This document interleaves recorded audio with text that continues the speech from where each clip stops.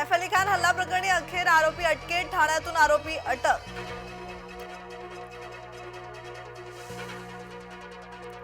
मोहम्मद शरीफुल इस्लाम शहजाद सैफवर हल्ला करणाऱ्याचं नाव, आरोपी चोरीच्या उद्देशानं घरात शिरला होता। पोलिसांची माहिती, भारतीय नसून बांगलादेशी असल्याचा संशय।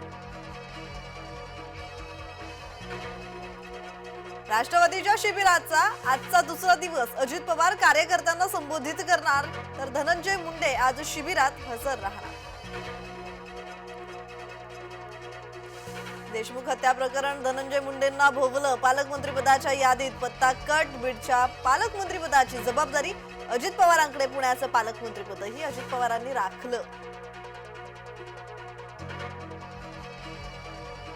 भरत गोगावलेंना पालकमंत्रीपद न मिळाल्यानं कार्यकर्ते आक्रमक, संतप्त कार्यकर्त्यांनी मुंबई गोवा हायवे रोखला, सुनील तटकरेंविरोधात जोरदार घोषणाबाजी।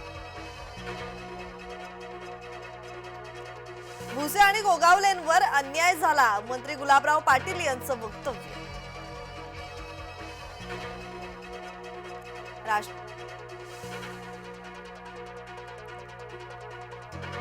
मुख्यमंत्री फडणवीस दावोसला निघाले, परकीय गुंतवणुकीला चालना देण्यासाठी फडणवीसांचा दावोस दौरा, उद्योग मंत्री आणि शासकीय अधिकाऱ्यांचे शिष्टमंडळी सोबत।